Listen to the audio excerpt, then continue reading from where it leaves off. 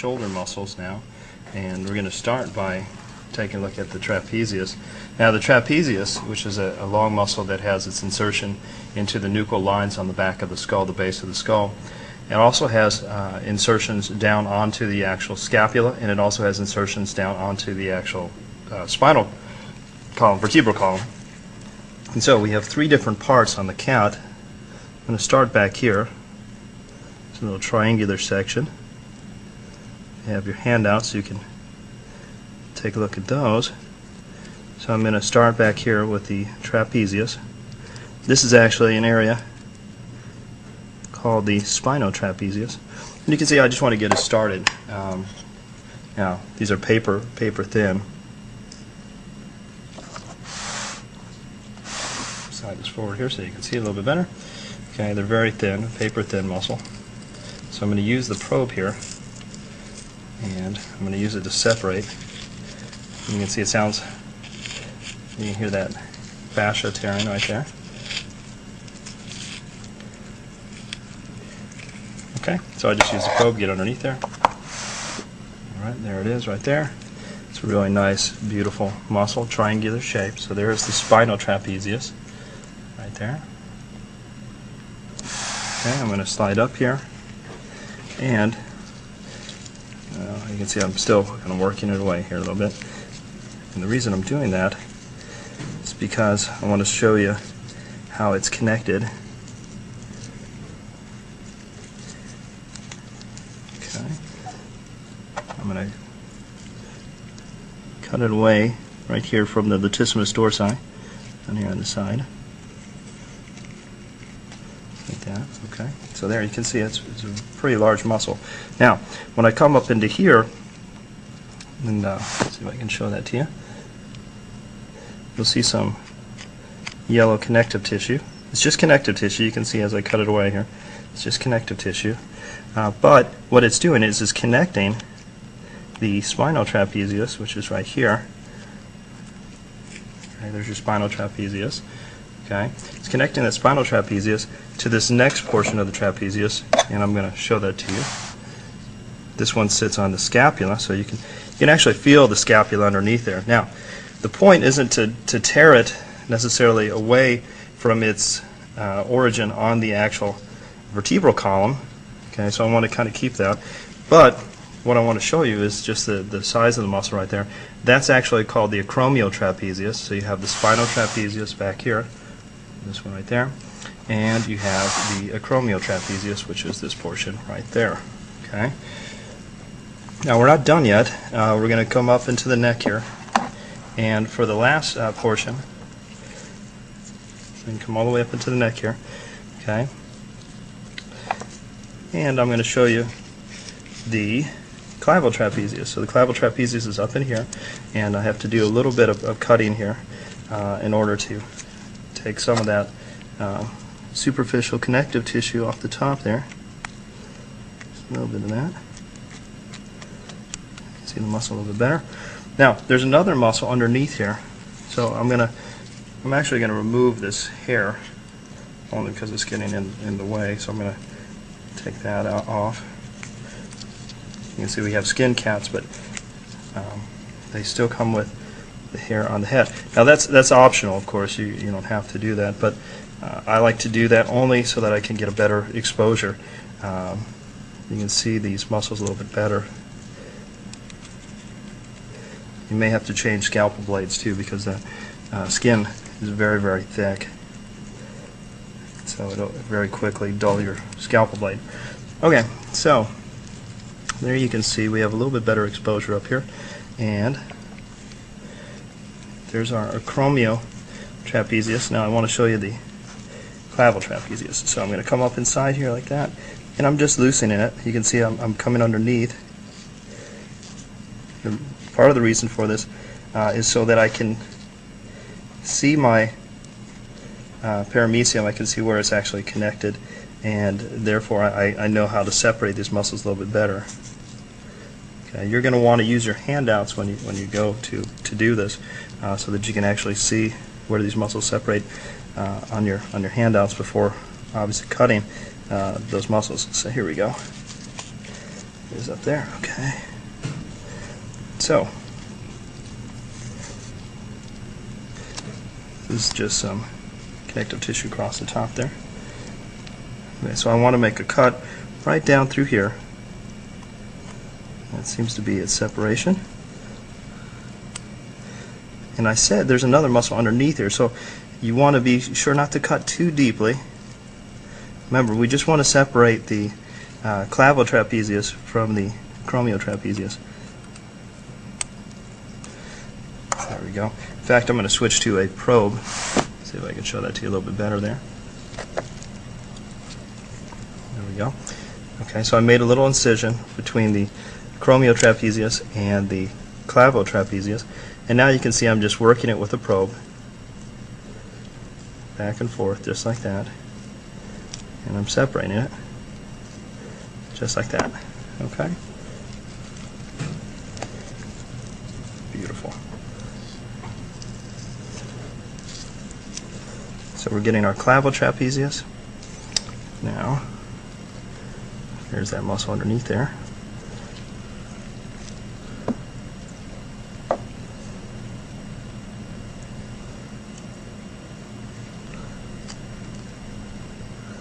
You can see I'm looking inside here. I want to be really careful. I just want to cut the connective tissue. I don't want to actually cut the muscle, so I'm just carefully cutting that connective tissue. Alright, just as you can see, it's just like that. Alright, because I want to show you this muscle underneath here. There it is. Now, this muscle is called the levator scapulae ventralis, levator scapulae ventralis. And you can see that if you cut too deeply onto that clavotrapezius, then you actually cut right through it. So that's why I want to be real careful as I go about this here. So there it is right there. Okay.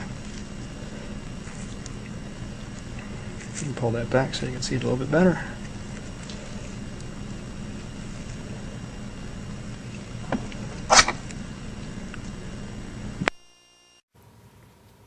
Objective D, superficial back muscles. Now, if you draw an imaginary line between this muscle and this muscle, will be your clavicle.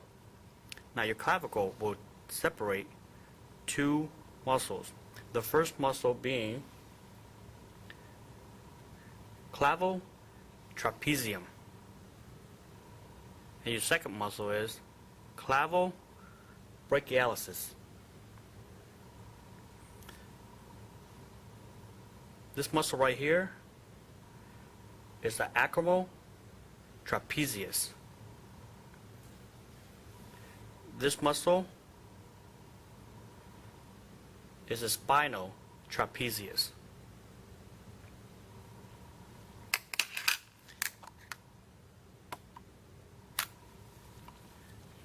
And then this muscle right here is your latissimus dorsi.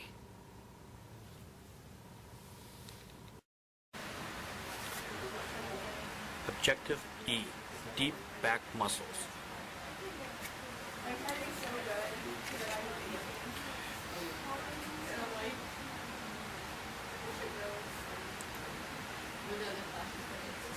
This muscle right here, right between the two pointers, where your spinal column is your multifidus spinea. This group of muscles right here is your longissimus dorsi.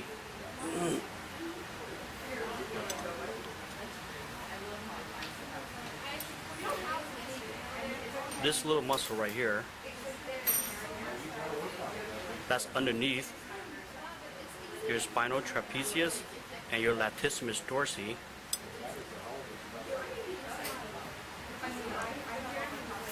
is your spinalis dorsi.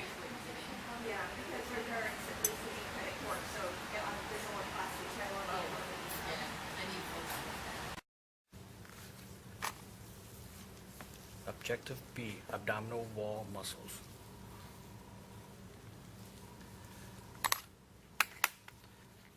External abdominal oblique. Internal abdominal oblique.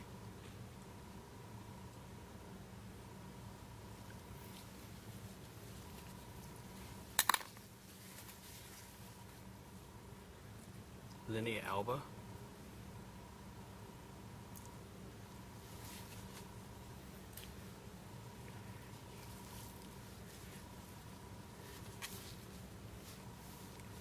Transverse abdominis.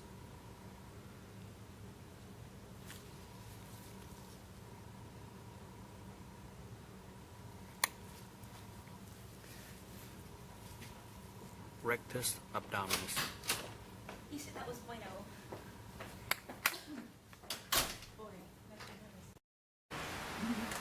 Objective F, muscles of the neck. Now, if you can see here, I dissected the neck pretty clean and opened up everything. First muscle we're going to identify is the sternomastoid, which is right here. Sternomastoid. They kind of run along like a diagonal from the sternum, like the side of the head. So this is just sternomastoid. Now, underneath the sternomastoid is another muscle. It is right here. It's the clitomastoid.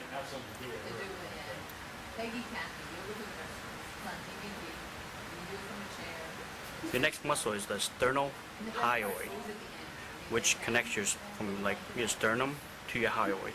So these two muscles right here, this pair of muscles, sternohyoid. Now let me zoom in for the next couple muscles.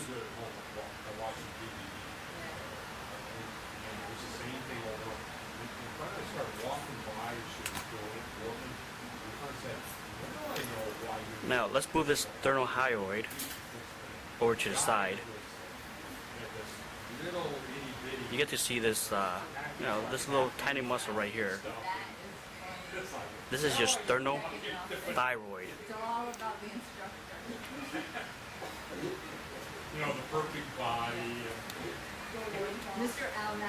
Now, the next muscle right here, I don't know if you can see it, but you see the color changes?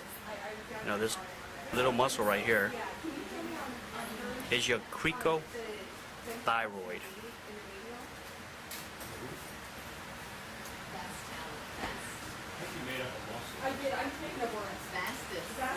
This little muscle that's like superior to the sternothyroid is your thyrohyoid.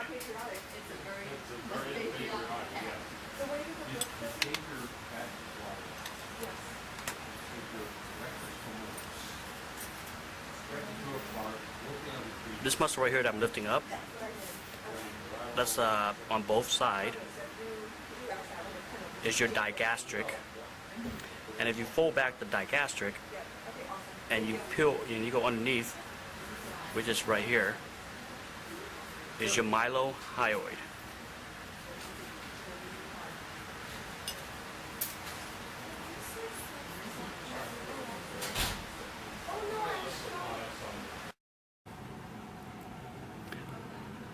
Objective I, shoulder muscles.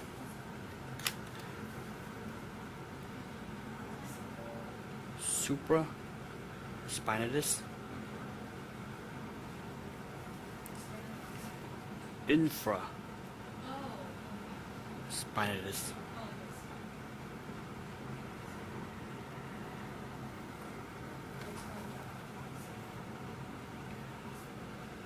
teres major,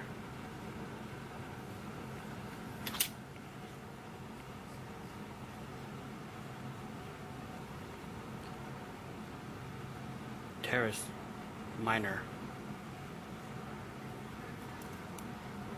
This muscle right here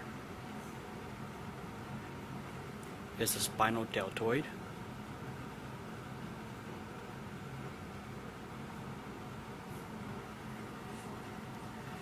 this muscle right here,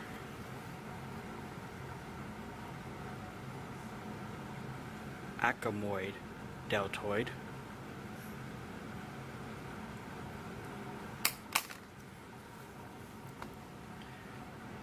and inside of here, subscapularis.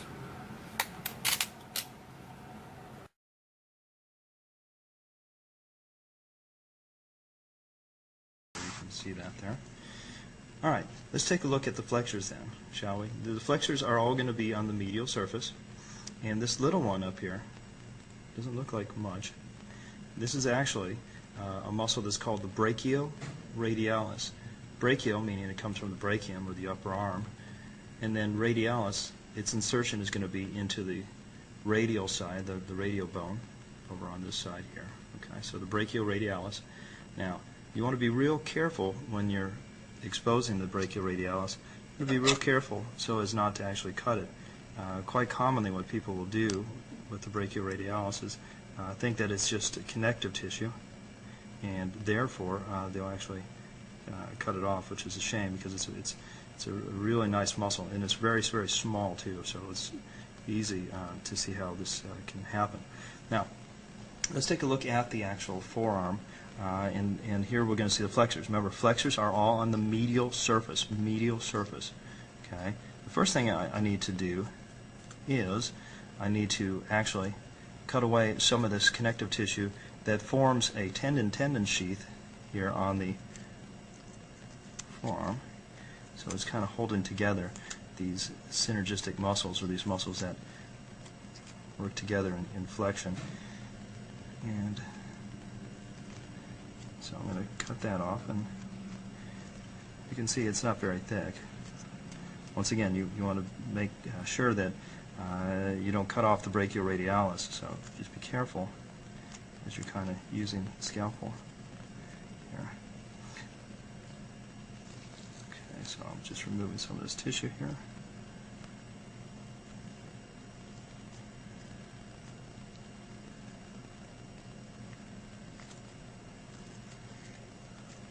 And you'll see it's quite strong. Now, the other thing that I did was I cut away some of the actual fur off the paw itself. When these come skinned, they have a little bit of fur left on the paw, and I like to show a little bit more exposure, so I cut some of that away just to make it a little bit easier for you to see some of these muscles here. All right, I think we're about ready here. Now, I like to use a landmark on the flexors as well as the extensors, and I'll show you the extensors in another video, but I like to use landmarks when I go through the muscles.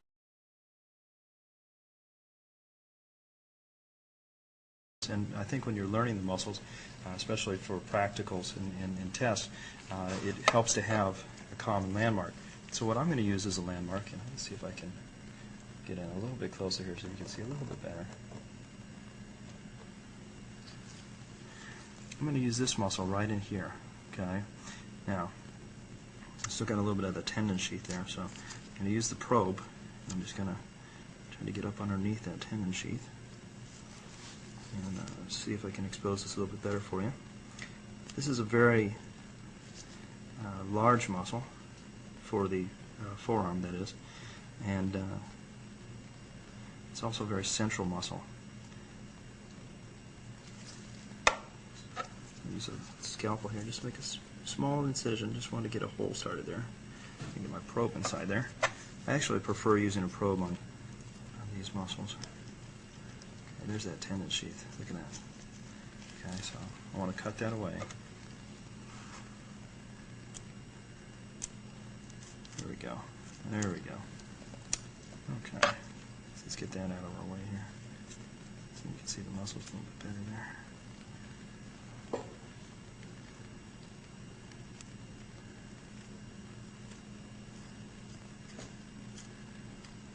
And you can see the tissue's really, really tough.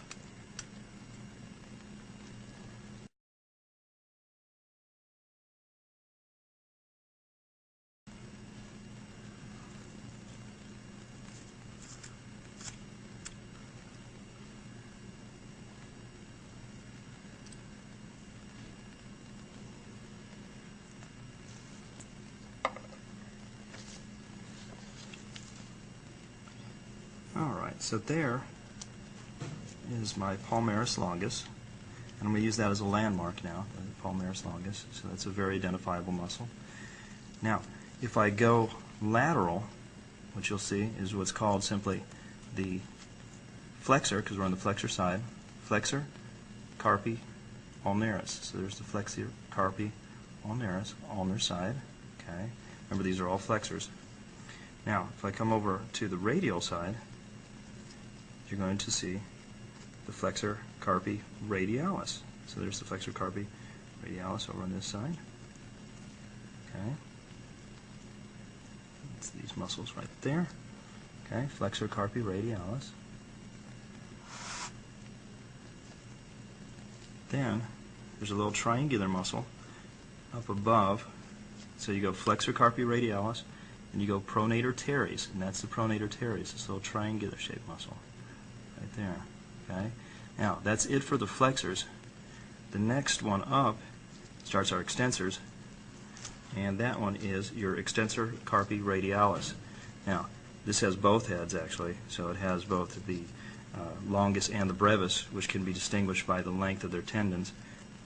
Okay, so there on top is actually the extensor carpi radialis longus, and then underneath this larger one right here is the extensor carpi radialis brevis. So let's go back to our landmark, palmaris longus, right there, okay. Laterally we have the flexor carpi ulnaris. Medially we have the flexor carpi radialis, the pronator teres right there, okay, this one right here, and then we have your extensor carpi radialis longus, brevis, and then on top of that is the extensor carpi radialis longus, the brachioradialis. This is your clavodeltoid, biceps brachii, and then finally this pecto antebrachialis.